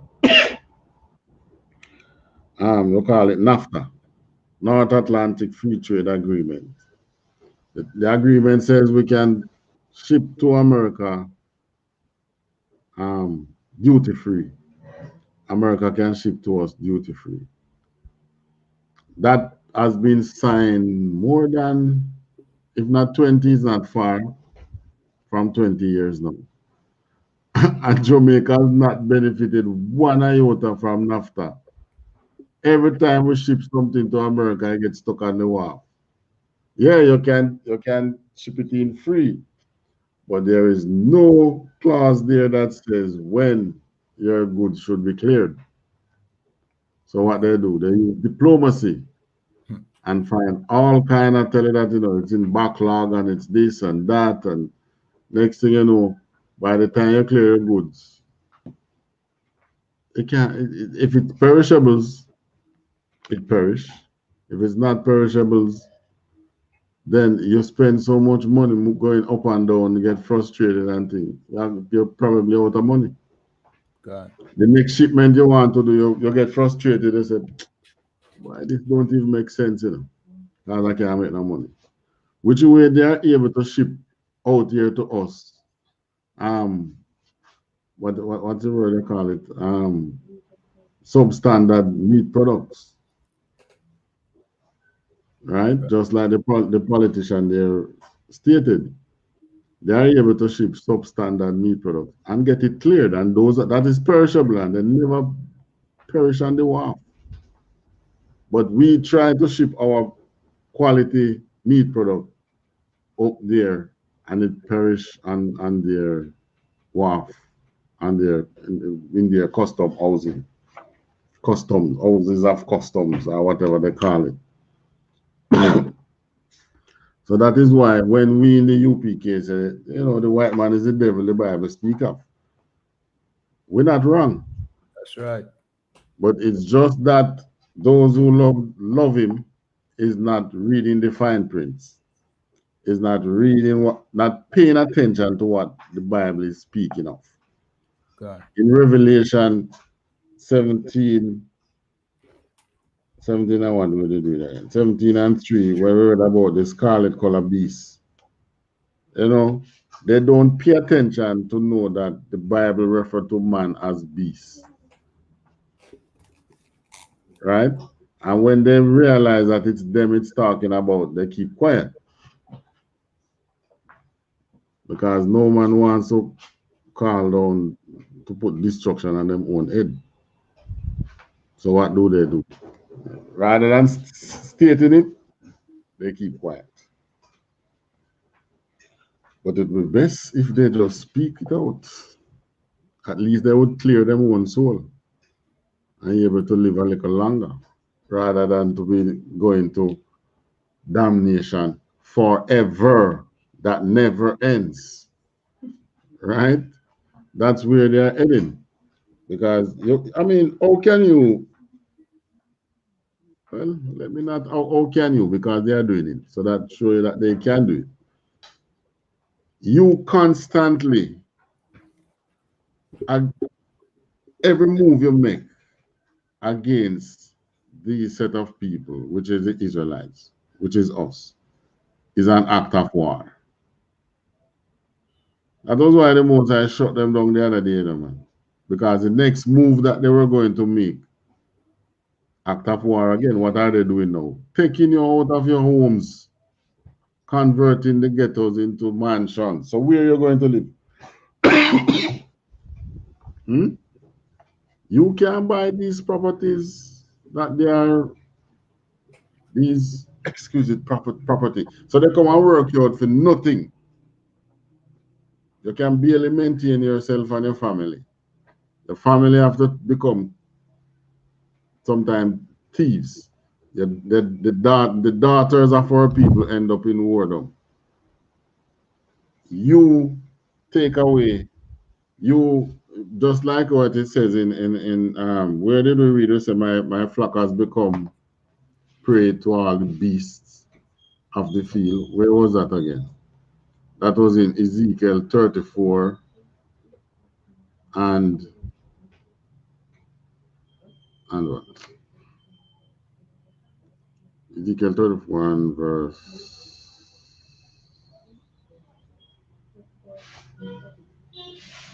8. We read about it in Ezekiel 34 and 8. My flock has become beasts. They have eaten your substance. And then they're going to tell them, well, just step aside and let me build these houses. You won't be in them. And you say, but what about reparation that you are to give us? Oh, forget about slavery. So it's like a man owe you $100 billion, which is $1 trillion. Let's not say so much. The man owe you $50 billion, and he's going to tell you, forget about it, man. Well, he has a mountains of cash sitting on, and he's going to tell you, forget about what he owe you. Now, you see, if we weren't the Most High's people, what would happen? We would have become lost, destroyed by Amalek forever. So it's a good thing the Most High says, Jacob I love, Esau I hate. Because of his hate, and don't tell me that God is all love, right? Because he loved Esau, because he loved Jacob and hate Esau, he's going to be flipping the script. And when you look in the Apocrypha, I tell you that Esau is the end of the world and Jacob is the beginning. Where is that scripture again?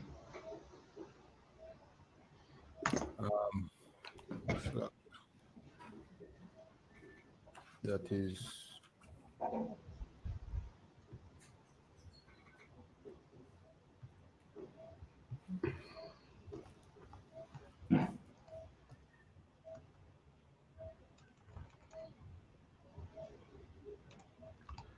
E-S-A-U.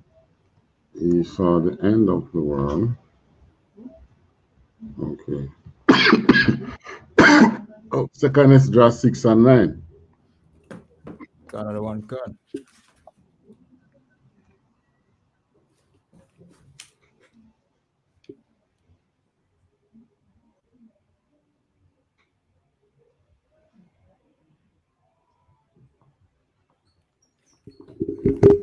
This is the book of 2nd Esdras, chapter 6, verse 9.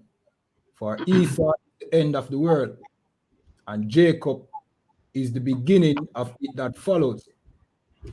So we in this world going through some hardship. We don't even know why we're going through some hardship. All we know is that life toughen up, fill in the blank, right? But the Most High is telling you that, just have faith. This oppressor, it means the end of the world. Which world? It's not it didn't say end of the earth, end of the world. There are many worlds.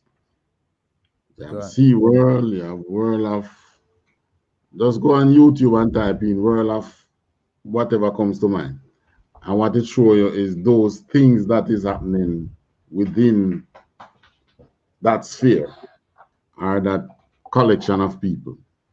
So the world is really an age, age of society. God. So this age that we are in, with this oppressive society, the most I call it the world. So Esau is the ruler in the man in the Revelation and the scarlet color beast. It means the man who is ruling this world. And after this world shall pass away by war, well, I think it's going to just happen by financial collapse. War going to bring it down. Esau going down by war. That's why I know Obadiah 1, they say what? Something about get ready to war. Because Esau going down by war. And who is to take over? Jacob. God. Right? Jacob dead gone long time. So who is it referring to? Referring to the descendants. Esau dead long time, Jacob dead long time. So it's referring to the descendants of Esau and the descendants of Jacob, right? They can, in their world, their society, they control the prisons. Who they seek to put it, to throw into prison? Jacob, Gone. right? Because the prison was designed, the prison system was designed for free labor. So pretty soon, just a matter of time, many of these prisoners will be going on farms for free labor. Many of these prisoners will be going into sweatshop and all those different factories and so on and so forth. Right? It probably happened closer to World War III. Because when a country is in war, it is as if the country has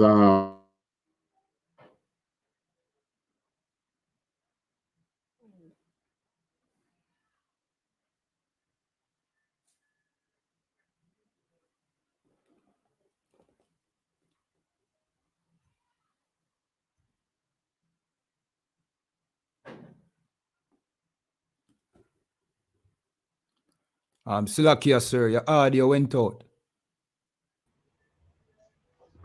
You hear me now? Yeah, man. Gone, sir. Right. So Esau now control things in this world and now mass incarceration. When you have war going on, you have a state of the country that is in war. You have a state you call a state of emergency because you don't allow people to roam freely within that country because the enemies could be inside and trying to defeat you from within. So when that state of emergency called within now, you're able to do anything you want to. You move prisoners, put them anywhere, nobody can move up and down. Say, come and ask, so where is my child that was at this place? They don't have time for you on that. They say, Mom, we're fighting a war, we don't know, but your child is safe. That time he gone into some underground slave house. And you may never see him again too. Because that is now the third step in changing in the Amalekites' plan, who are the Esau's descendants, in changing the face of the earth for their benefit. But little do they know that the Most High is watching. And the Most High says in Obadiah, for the violence that you have brought forth on his people, Jacob, shame go and cover your face. What gonna make you shame? You so big and rich and full of yachts and what do you call it? Private jets and all that. And then a time come when you can't even feed yourself. Damn, that's shame. As I say, go and put him down to the dust. All right, still in Obadiah. Drop down to verse 15. Another one gone. This is the book of Obadiah, chapter 1, verse 15. For the day of the Lord is near upon all the heathen. As thou hast done, it shall be done unto thee. Thy word shall return upon thine own head. All right, so this is Obadiah talking about Esau, but here it is says all the heathen. So all the nations that have wronged the Israelite, the Most High says, as thou hast done, it shall be done unto thee. So in the same way they treat us, mass incarceration and all them things, same way we are to treat them back, it says. When you get the upper hand, same thing going to happen to them. Thy reward shall return upon thine own head. All right, continue. Another one gone, verse 16. For as ye have drunk upon my holy mountain. And so, mountain here is talking about government. Go ahead. Another one gone. So shall all the heathen drink continually. Yea, they shall drink, and they shall swallow down, and they shall be as though they had not been. All right. So 400 years of slavery. And what you still see white man sleeping on the street side, don't? God. You still see white man begging. You still see white man doing this. You still see white man doing all the things that make it seem as if, you know, they didn't gain anything in this earth. So he say, you shall drink, you shall swallow down, and it shall be as though they had not been. All the Edens are, the countries of the Edens are in trouble now. They shouldn't be in any economic problem. They have drink to their full from us. So why are they in economic problem now? Greed. Because they have one small amount of people control cash, where even if they're reincarnated 100 times, they still can't finish the amount of cash they have, the amount of wealth they have, unless they just, you know, haphazardly give it away. God. Right? But for generations, and then their children is coming now to add to what is there. So what happened to the rest of them? It's as if they have not gotten anything. Call it the uneven distribution of wealth. All right, continue. Another one, verse 17. But upon Mount Zion shall be deliverance, and there shall be holiness, and the house of Jacob shall possess their possessors, Their possessions. their possessions, Salakia. All right. So Mount Zion, Mount Zion, the righteous government that Christ is coming to use to deliver his people throughout the earth, shall be holiness, shall be separateness, right? And the house of Jacob shall take away what they have and do unto them the same thing they did unto us. Because they are behaving as if when they throw us into slavery, they really went got other nations to hunt us out of bushes. They took away all the wealth that we have. God. Right? There is a story about this West African king that he was a Muslim, Mansa Musa, still regarded as the richest king of forever, forever since, because they say even the kings now is still not as rich as him. Right? And the story says that he sailed across here to free his people, which means that he was an Israelite who became king there. It was in Africa, but I mean, we were encroaching. And what they do? No, them not going to sell out. You know the Deuteronomy 28 and 68 said, "No man shall buy you." God.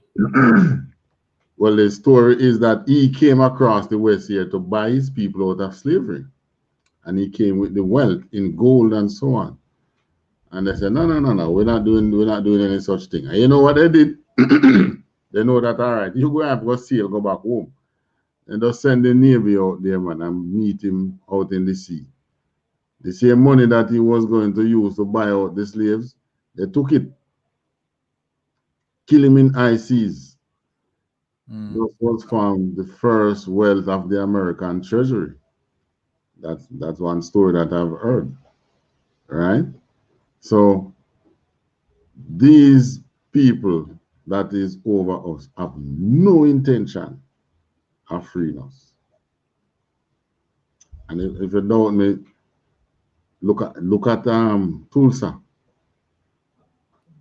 Look at the other communities, the other cities that we have formed, trying to separate from them. We say, all right, fine, you're not into me because I see that you really want to kill me, and you don't want me in your thing. Fine, I go and do my thing. Then it becoming successful, and what they do, they come and they destroy it. God. So they have no intention of you rising. But it is the Most High is telling you here that, you know, because they are the end of the world, you are going to possess their possessions. Verse 18. Another one can, verse 18. And the house of Jacob shall be a fire, and the house of Joseph a flame, and the house of Esau for stubble, and they shall kindle in them,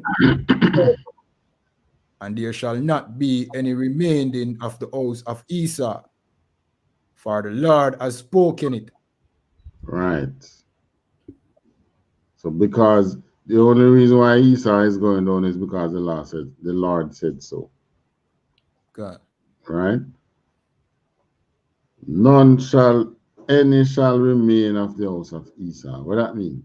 Because they are going to, in the same time when that there was no white man on the earth is going to go back to that time. When man is able to allow the earth to produce and people is able to live off the earth without it being poisoned, right? Because of the poisoning of the earth cannot recycle as it should.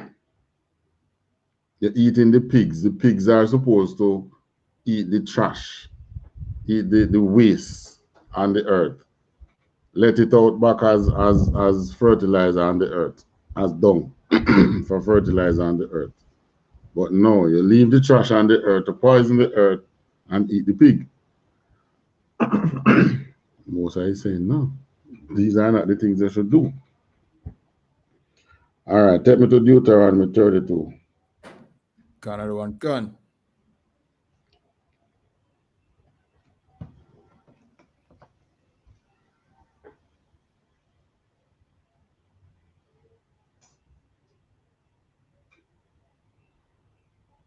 Verse 21. Another one can. This is the book of Deuteronomy, chapter 32 and 21. They have moved me to jealousy with that which is not God. They have provoked me to anger with their vanities, and I will move them to jealousy with those which are not a people. I will provoke them to anger with a foolish nation. All right. So this was when we were in the wilderness with Moses, and we get on the bad side of the Mosai. The Mosai speak some things against us. So, move me into jealousy with that which is not God. Me take on out of Egypt and come build calf for talk about is this idol get on out. Right? You provoke me to anger with your vanities.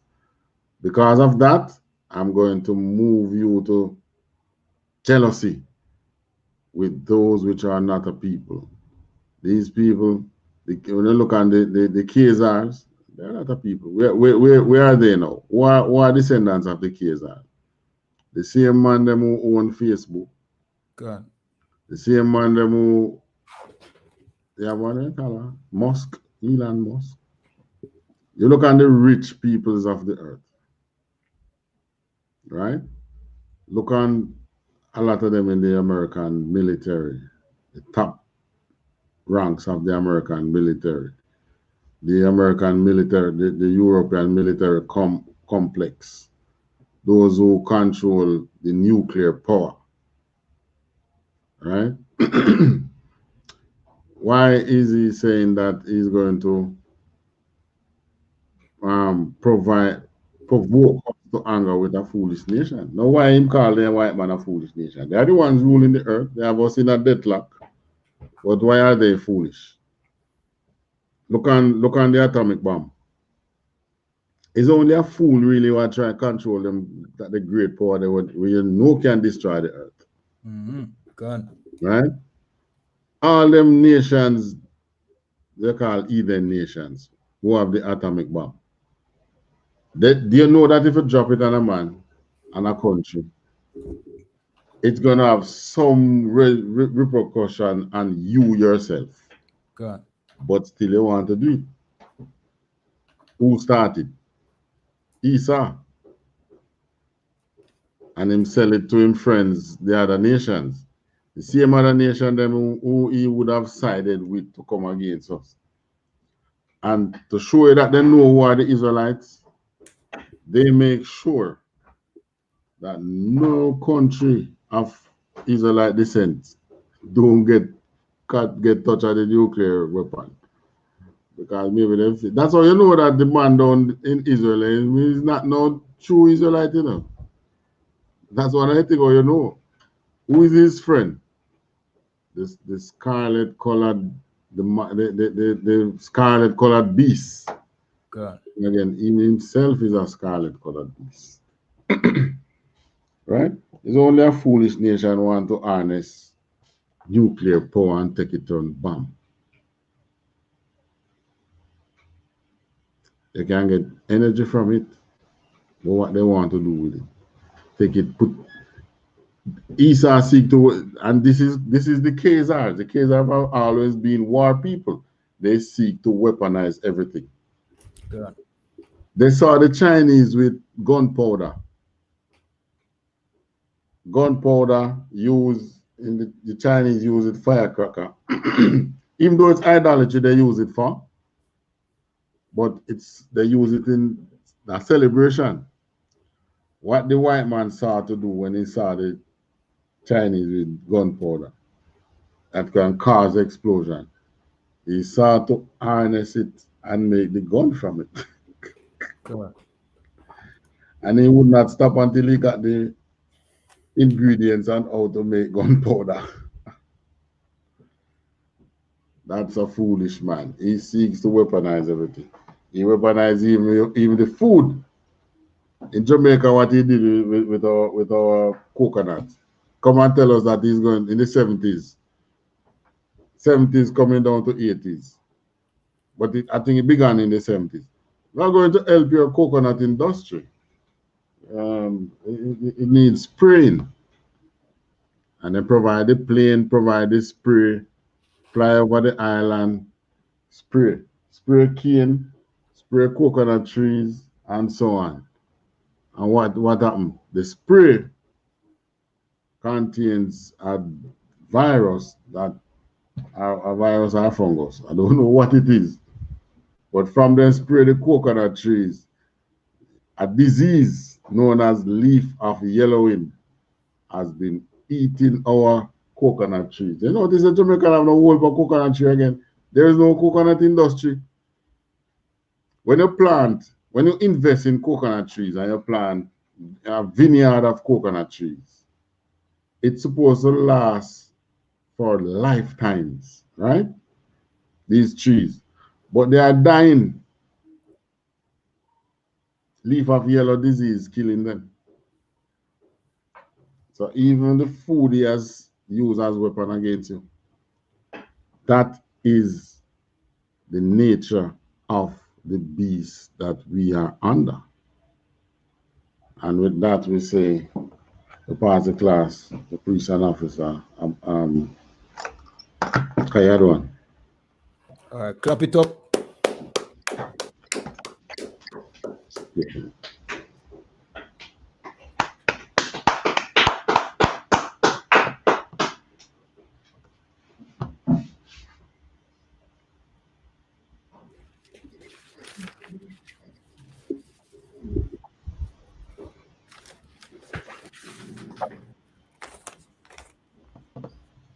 These are the I.S.U.P.K security announcements.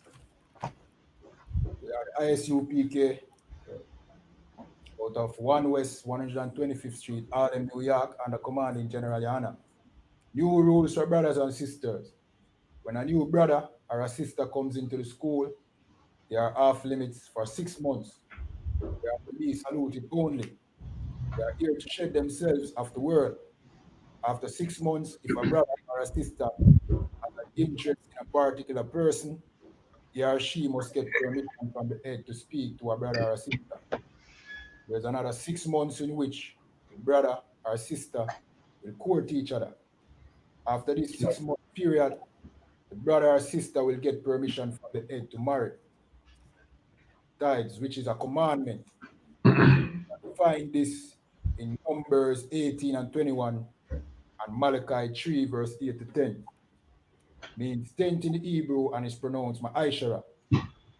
10% of every penny or any increase the Lord gives you, give to the church department or teacher. Priest fund, free will offering for priests, not mandatory. Whatsoever amount you would like to give. Upcoming holy convocation where that is the blowing of the trumpet. This is the first day of the 7th month. This is held this year on Monday, the 6th of September. Leviticus, you can find this in Leviticus 23, verse 24 to 25. Reminding Akiam and Aquatium to check on social media such as ISUPK.com, Facebook, Twitter, YouTube, and so on for events and material. If a brother wants to be a trooper in the school, then he is to start wearing all black, which include black boots, shirt, pants, headband, or scarf. And with that, we say a margin, which need to stand.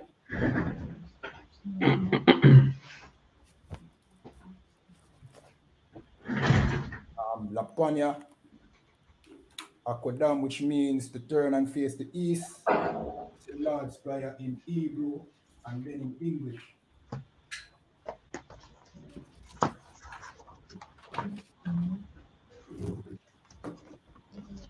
Inawa. Abanawa. Shabashamayam. Kubashamaya. Kwadash. Wadash. Aya. Aya.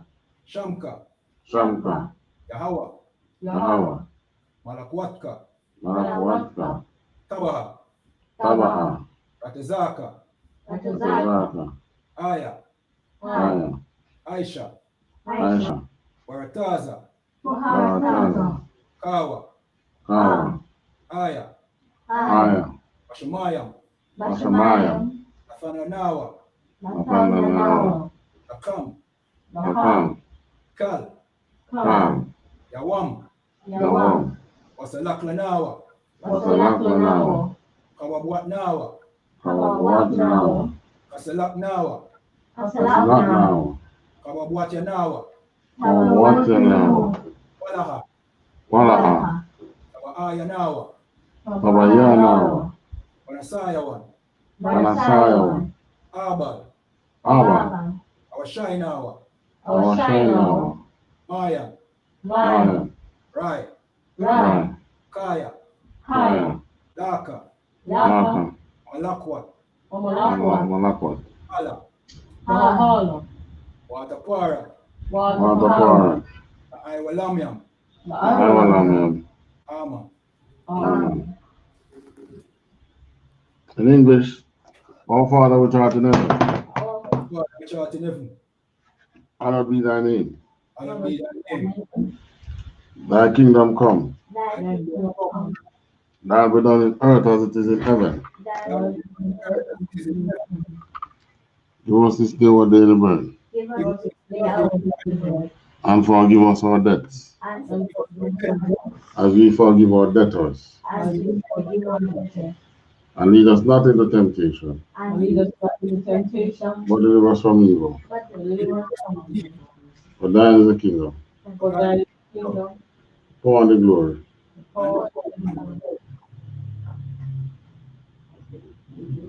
forever so be. Prayer for the curses. Blessed are you, Yahweh, King of heaven and earth, King of heaven and earth, and all things living. And all things living. Yahweh, in the name of Yahweh Shai. Listen to us now. Listen to us now. Right now. Send evils and curses. And punishment and destruction. To the heathen.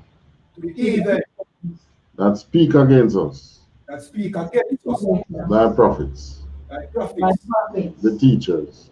The princes. The priests. The Israelite brothers and the school. Send evils and curses. And punishment and destruction. To the heathen. And shake loose the treasures of the rich of Israel. and shake loose the treasures of that refuse to give to the school. that refuse to give the school. Force their riches to enter into thy sanctuary. Force their riches to enter into thy sanctuary. Send evils and curses, Send evils and curses and punishment and destruction and punishment and destruction to the Edomites to the Edomites and the nations and the nation and their drug dealers, and their drug dealers, the court system, the prison system, prison system, Planned Parenthood, Planned Parenthood, all the governments of our enemies, all the governments of our enemies, Amalek synagogues and armies, Amalek synagogues and armies, Roman Catholic Church, Roman Catholic Church, the Pope, Islam, Christianity, Egyptology, militia, Ku Klux Klan, Aryan Nation, skinheads, Posse Comitazi, the gay movement, the lesbian movement, spies, workers of witchcraft, NASA space programs, Army, Navy, Air Force, Marines, Wall Street, open up the internet, and the airways, the cable access channels, and the radio channels. Convict the spirit of any of thy people that seek to stop us and bring swift destruction to all the Edens that stand in the way or try to stop us from broadcasting your words throughout the planet Earth. Let loose all the plagues. Cause them to go to and fro through the earth and consume them. Let the plague shake the house of the thief and the murderer. Let Yahweh shine. Michael and Gabriel come down with the flying saucers and punish all the Edens that come up against us as we speak thy word. Cause it to be known by all that it is the angel that hath done it. Cause it to spread through the media throughout the whole world. Cause them to shake at thy coming. In the name of Yahweh. Thank you, always so be. Always so be. This is the prayer for the poor in Hebrew.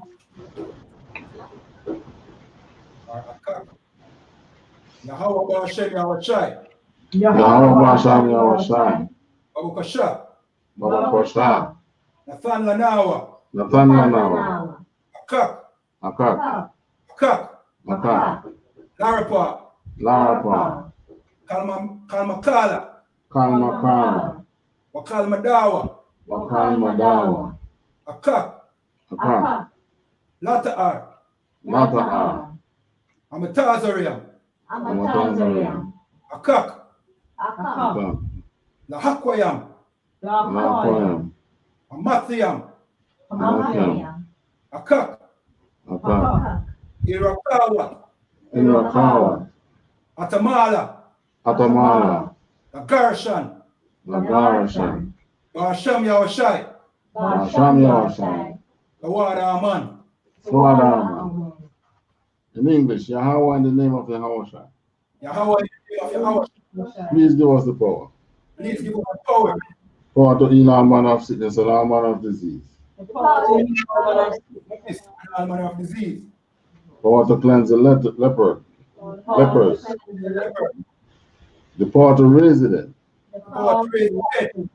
Power against unclean spirits. Power against unclean spirits. To cast them out in the name of Yahweh. Cast them out in the name of Yahweh. Thank you, so be it. Thank you. This is the prayer for the blessings in Hebrew. Give me a second.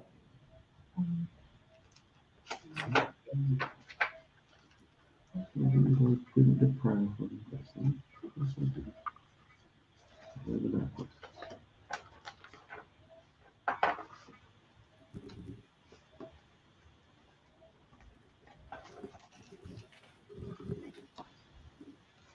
This is the prayer for the blessings.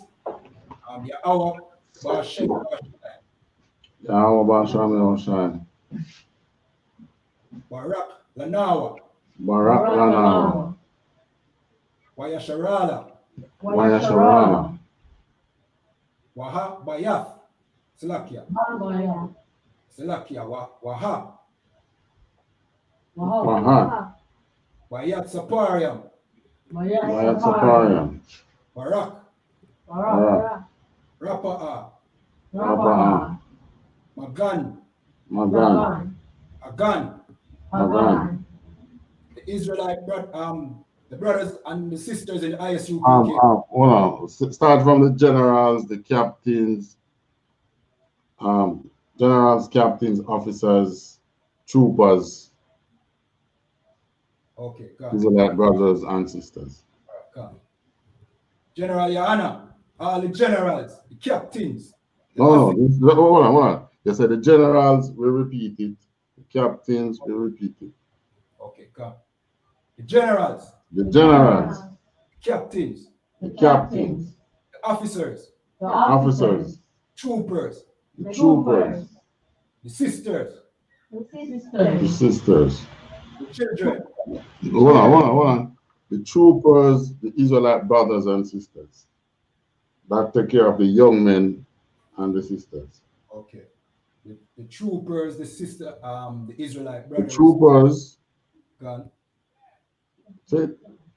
The troopers. The sisters. Israelite brothers and sisters. The Israelite brothers and sisters. Okay. Israelite brothers and sisters. Okay, gone. Ba'ashem Yahweh. Tawada Aman. All right, what we just said was, Lord, in the name of Yahweh, bless us and Israel and the school. Bless, heal, shield, protect our loved ones in the name of Yahweh. Thank you, so much. That's what we just said. All right, back to you. All right, sir, which means to turn. We're going to give one courtesy salute to the teacher and men of Israel. Majum Shabbat. Majum Barak. Yahweh Ba'ashem Yahweh Barakatha. Yaramata. We're going to give one courtesy salute to the sisters. Israel, turn and face the sisters. Amajum Shabbat. Amajum Barak. Yahweh Shamar.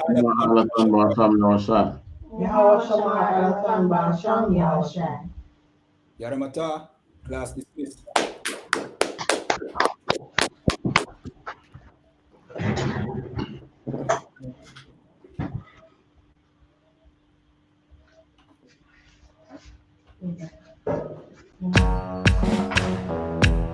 In this time of the pandemic, where COVID-19 has crippled the world economies, where our government has ordered nationwide shutdown, where hospitals are overwhelmed.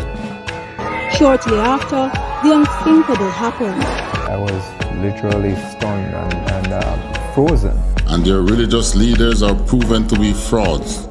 Where do you go to get all your questions answered and to hear what God has to say about this matter? You can only find the answers in the Israelite School of Universal Practical Knowledge under commanding General YAHANNA. We give you scriptural breakdowns of world events and the up-and-coming world war.